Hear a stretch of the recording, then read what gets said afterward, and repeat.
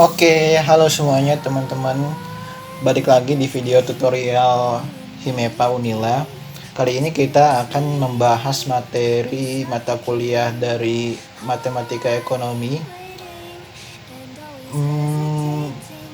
Khususnya pada video kali ini kita akan membahas mengenai bagaimana sih pengaruh dari pengenaan pajak dan subsidi oleh pemerintah terhadap keseimbangan pasar. Oke, jadi pengaruh pajak dan subsidi ini, penjualan suatu produk itu akan dikenakan pajak oleh pemerintah. Nah, dengan adanya beban pajak ini, maka akan mengakibatkan harga suatu produk akan mengalami peningkatan. Karena harga suatu produk ini mengalami peningkatan, maka kuantitas produk yang diminta atau ditawarkan di dalam pasar akan mengalami penurunan untuk permintaannya, sedangkan untuk penawaran barangnya itu akan mengalami peningkatan. Nah, hal ini disebabkan produsen itu akan mengalihkan tanggungan pajaknya sebagian kepada konsumen. Jadi tidak seluruh pajak dari satu produk itu ditanggung oleh produsen, tetapi juga produsen melimpahkan pembayaran pajaknya juga terhadap konsumen. Nah, jika atas suatu produk pemerintah ini memberikan subsidi, maka harga yang akan dibayar oleh konsumen itu akan mengalami penurunan harusnya. Nah, sedangkan kuantitas produk yang diminta itu akan mengalami peningkatan. Dan yang ketiga, yang perlu kita perhatikan adalah pengaruh pajak dan subsidi akan menggeser kurva penawaran, sedangkan kurva permintaannya tetap. Nah, pergeseran kurva ini akan menciptakan keseimbangan yang baru, artinya menciptakan harga baru dan kuantitas barang yang baru di pasar. Perlu kita garis bawahi di sini, pengenaan pajak dan subsidi hanya mempengaruhi fungsi penawaran suatu barang. Kenapa? Karena pengenaan pajak dan subsidi ini akan mempengaruhi harga penawaran barang di pasar, tidak mempengaruhi permintaan. Kemudian kita bahas mengenai pajak terlebih dahulu. Pajak per unit ini diberi lambang T kecil, sehingga apabila pemerintah menarik pajak sebesar T per unit barang pada suatu perusahaan, maka perusahaan akan mengalihkan beban pajak tadi pada konsumen dengan cara menaikkan harga per unit barang yang dijual. Nah, dengan demikian fungsi permintaannya tetap, sedangkan fungsi penawarannya itu berubah. Secara matematis dapat dirumuskan sebagai berikut, di mana fungsi penawaran sebelum pajak itu P fungsi Q setelah adanya pajak itu ditambah dengan T per unit. T per unit ini maksudnya nilai pajak yang dikenakan oleh pemerintah terhadap satu barang. Nah, karena harga per unit ini mengalami peningkatan, maka harga keseimbangan pasar yang baru menjadi lebih tinggi dari semula sebelum terjadinya adanya pajak. Nah, sedangkan jumlah atau kuantitas keseimbangan pasar ini menjadi lebih rendah. Ini berarti koordinat titik keseimbangan pasar atau equilibrium itu akan bergeser ke kiri atas menjadi S1 besar T per unit. Oke, kita lanjut ya. Kemudian untuk menghitung total penerimaan pajak yang diterima oleh pemerintah, itu kita beri notasi T besar, di mana rumusnya adalah T per unit, jumlah nilai pajak per satu unit barang dikalikan dengan kuantitas keseimbangan setelah adanya pajak. Sedangkan pajak yang dibebankan oleh konsumen itu rumusnya adalah untuk menghitung T konsumen, T kecil konsumen, artinya nilai pajak dari satu barang yang ditanggung oleh konsumen, yaitu harga keseimbangan setelah adanya pajak dikurangi dengan harga keseimbangan sebelum adanya pajak. Nanti kita akan bahas lebih lanjut dengan contoh soal. Kemudian T konsumen, total konsumen total nilai pajak yang ditanggung oleh konsumen, maksudnya yang T besar konsumen ini. Jadi tujuannya adalah kita ingin mengetahui berapa sih nilai pajak yang ditanggung oleh konsumen atas keseluruhan barang yang ada di pasar. Rumusnya adalah harga setelah pajak dikurangi dengan harga sebelum pajak, kemudian dikalikan dengan Q1 atau kuantitas keseimbangan barang di pasar setelah adanya pajak. Nah, kemudian cara menghitung pajak yang dibebankan pada produsen itu rumusnya ada lagi. Kalau menghitung nilai pajak yang ditanggung oleh produsen atas 1 unit barang, itu rumusnya adalah T per unit, nilai pajak per 1 unit barang dikurangi dengan nilai pajak per unit barang yang ditanggung oleh konsumen. Kalau menghitung total nilai pajak dari keseluruhan barang yang ada di pasar yang ditanggung oleh produsen, itu caranya adalah keseluruhan pajak yang diterima oleh pemerintah dikurangi dengan pajak yang dibayarkan oleh konsumen. Oke, mungkin masih bingung, kita akan bahas melalui contoh soal nanti ya. Kemudian kita bahas terlebih dahulu, kita lompat dulu ke subsidi per unit. Jadi subsidi per unit itu diberi lambang S kecil. Sehingga apabila pemerintah memberikan subsidi sebesar S per unit misal terhadap barang pada suatu perusahaan, maka beban produsen akan berkurang sehingga harga dapat diturunkan.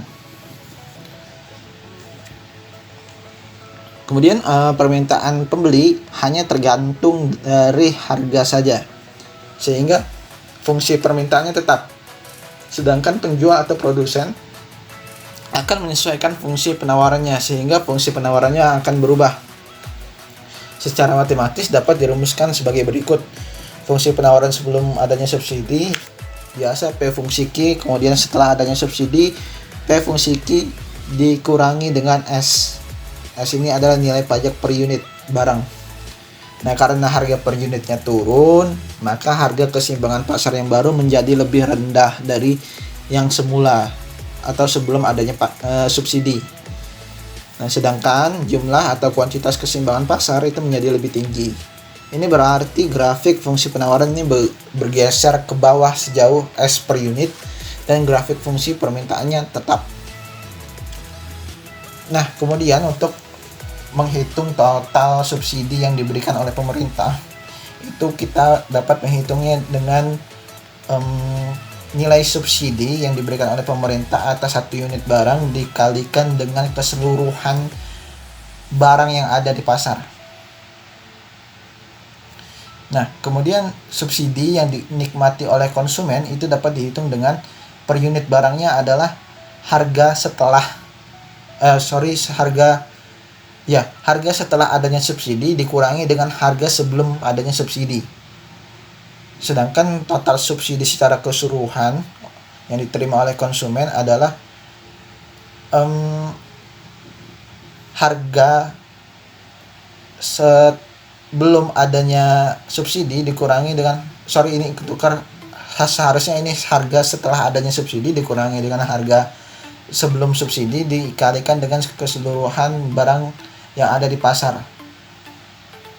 Itu untuk menghitung total subsidi yang diterima oleh konsumen.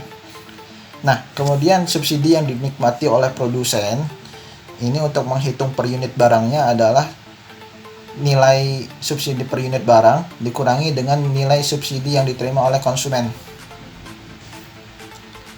Kemudian untuk menghitung total subsidi yang diterima oleh produsen atas seluruh barang yang ada di pasar adalah dengan cara menghitung nilai subsidi yang diberikan oleh pemerintah dikurangi dengan subsidi yang diterima oleh konsumen. Begitu, teman-teman. Oke, kita lanjut ke contoh soal ya. Nah, di sini dimisalkan, teman-teman, ada fungsi permintaan PD sama dengan 50-2Q. Nah, kemudian juga ada fungsi penawaran PS sama dengan min 30 plus 2Q. pajak per unitnya T sama dengan 10. Nah, fungsi penawaran setelah pajak yang perlu kita ingat tadi adalah fungsi permintaan itu tidak mengalami perubahan. Yang mengalami perubahan itu hanyalah fungsi penawaran. Sehingga untuk menghitungnya tadi adalah fungsi penawaran ditambah dengan T untuk menghitung fungsi penawaran setelah pajaknya. Kita tahu ini fungsi penawarannya kan min 30 plus 2Q ditambah dengan T kecil 10. Min 30 plus 2Q plus 10 hasilnya adalah min 20 plus 2Q. Nah, kemudian kita hitung terlebih dahulu nih keseimbangan sebelum pajak untuk mengetahui berapa sih harga sebelum pajak dan kuantitas keseimbangan barang di sebelum adanya pajak. Kita gunakan rumus fungsi permintaan dan juga fungsi penawaran sebelum adanya pajak. Yang ini teman-teman. Nah, yang ini ya. Ini fungsi penawaran sebelum adanya pajak. Jadi kita masukkan ini persamaan biasa 50 min 2Q itu fungsi permintaan. Kemudian sama dengan min 30 plus 2Q. Kita lempar sini ya teman-temannya, min 2Q ini tetap di sini, kemudian plus 2Q ini pindah ruas ke kiri, min 2Q hasilnya adalah min 4Q, kemudian ini min 30 di sini, 50 di ruas kiri ini kita lempar ke kanan, jadinya min 30 min 50 hasilnya adalah min 80, sehingga Q-nya adalah 20. Nah, jika kuantitas keseimbangannya adalah sama dengan 20, maka harga keseimbangan pasarnya adalah 50 min 2Q. Pakai rumus yang fungsi permintaan boleh, pakai rumus yang fungsi penawaran sebelum adanya pajak boleh, hasilnya sama aja. Kalau di sini kita kasih contoh aja, pakai fungsi permintaan 50 min 2Q, Q-nya masukin 20, jadi 50 min 2 kali 20, hasilnya adalah 10, 50 dikurangi 40. Jadi titik keseimbangannya sebelum pajak adalah Q, P ya teman-temannya. Jadi kuantitas keseimbangannya adalah 20, harga keseimbangannya adalah 10, 20,10 untuk titik keseimbangannya. Kemudian keseimbangan setelah pajak berbeda. Kita di sini untuk menghitung keseimbangan setelah pajaknya kita gunakan fungsi penawaran setelah adanya pajak. Yang ini teman-teman, min 20 plus 2Q ini. Caranya sama aja, ketemu kuantitas keseimbangannya adalah ternyata 17,5 dan harga keseimbangannya 15. Ini bebas teman-teman mau pakai fungsi permintaan ataupun fungsi penawaran setelah pajak, hasilnya tetap sama. Jadi kita ketahui bersama titik keseimbangannya menjadi 17,15. Ada perbedaannya teman-teman, untuk di harga keseimbangannya itu naik sebesar 5 poin, kemudian untuk kuantitas keseimbangannya turun sebesar 2,5 poin. Dengan adanya pajak tadi sebesar 10 per unit. Kemudian kita coba hitung total penerimaan pajak oleh pemerintah. Kita simbolkan dengan T besar. Rumusnya adalah T per unit. T kecil itu T per unit. Nilai pajak per unit barang dikalikan dengan kuantitas barang di pasar setelah adanya pajak, yaitu sebesar 17,5. Ini ya teman-teman, udah kita hitung tadi sebelumnya 17,5 dikalikan dengan 10. 10 ini adalah T per unit ini, maka hasilnya adalah sebesar 175. Kemudian dari total penerimaan pajak oleh pemerintah ini sebesar 175, kita pengen tahu nih berapa yang ditanggung oleh konsumen, berapa yang ditanggung oleh produsen. Kita bisa menghitungnya. Yang pertama kita hitung dulu berapa sih total nilai pajak yang dibebankan kepada konsumen per unit barang. Jadi cara menghitungnya adalah harga barang setelah adanya pajak dikurangi dengan harga barang sebelum adanya pajak. Kita tahu harga setelah pajaknya itu adalah 15, kemudian sebelum pajaknya adalah sebesar 10. Jadi pajak yang ditanggung oleh konsumen adalah sebesar 5. Nah, untuk total pajak yang ditanggung oleh konsumen atas keseluruhan barang, kita bisa kalikan nilai pajak per unit barang yang ditanggung oleh konsumen dikalikan dengan kuantitas barang setelah adanya pajak, yaitu sebesar 17,5. Hasilnya adalah 87,5. Itu total pajak yang dibebankan kepada konsumen atas keseluruhan barang yang ada di pasar. Nah, kemudian sebenarnya kita bisa langsung tahu nih kalau total pajak yang ditanggung oleh konsumen sebesar 87,5, sedangkan total yang diterima pemerintah adalah sebesar 175, berarti bisa kita langsung tembak aja gitu berapa sih total pajak yang dibebankan kepada produsen, yaitu sebesar 87,5, karena ya 50-50 berarti dia. Tapi untuk memastikan kembali kita bisa hitung dulu berapa sih nilai pajak per unit barang yang ditanggung oleh produsen, yaitu kita carinya adalah nilai pajak per unit barang yang dikenakan oleh pemerintah dikurangi dengan nilai pajak per unit barang yang ditanggung oleh konsumen. Di soal tadi kita tahu ya, T per unit barangnya yang dilempar oleh pemerintah itu sebesar 10. Kemudian untuk nilai pajak per unit barang yang ditanggung oleh konsumen adalah sebesar 5. Maka nilai pajak per unit barang yang ditanggung oleh produsen adalah sebesar 5. Nah, untuk menghitung total nilai pajak yang ditanggung oleh produsen atas keseluruhan barang yang ada di pasar, maka kita tadi caranya adalah total pajak yang diterima oleh pemerintah dikurangi dengan total pajak yang ditanggung oleh konsumen atas keseluruhan barang yang ada di pasar. Jadi tadi total yang diterima pemerintah adalah 175, terus total pajak yang ditanggung oleh konsumen adalah 87,5. Berarti total nilai pajak yang ditanggung oleh produsen atas keseluruhan barang di pasar adalah sebesar 87,5 juga. Jadi dia porsinya adalah 50%. Oke, selanjutnya kita akan membahas contoh soal untuk pengaruh subsidi ya teman-teman. Jadi ini soalnya sebenarnya sama aja kayak soal pajak sebelumnya ini ya. Tuh, sama aja, cuman di sini kalau tadi pajak, kalau ini subsidi per unit sebesar 10, sama. Tujuannya kita mau tahu nih gimana sih bedanya pengaruh pajak dan pengaruh subsidi gitu terhadap harga dan kuantitas barang di pasar. Nah, sebelumnya kita lihat dulu di sini ada fungsi penawaran setelah adanya subsidi. Bedanya kalau tadi ditambah dengan adanya pajak, kalau ini dikurangi dengan subsidi.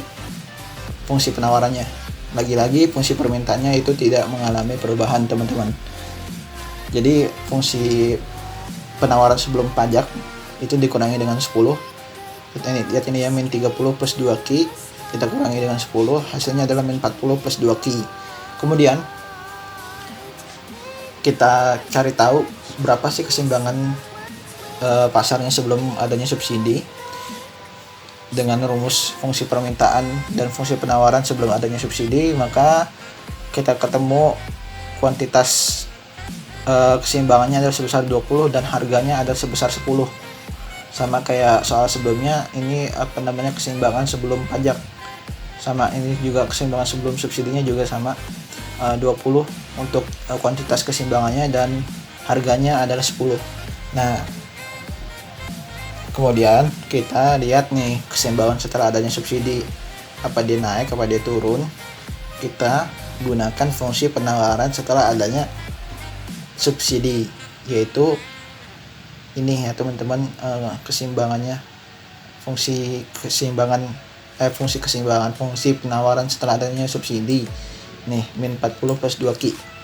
Kita masukkan di sini. Hitung hasilnya ketemu kuantitas keseimbangannya adalah sebesar 22,5 dengan harga keseimbangannya adalah sebesar 5. Ini tetap bebas mau pakai fungsi penawaran atau pakai fungsi permintaan ataupun fungsi penawaran setelah adanya subsidi. Hasilnya sama, pasti 5, boleh dicoba. Titik keseimbangannya pun berubah menjadi 2,5 dengan harga keseimbangannya adalah 5.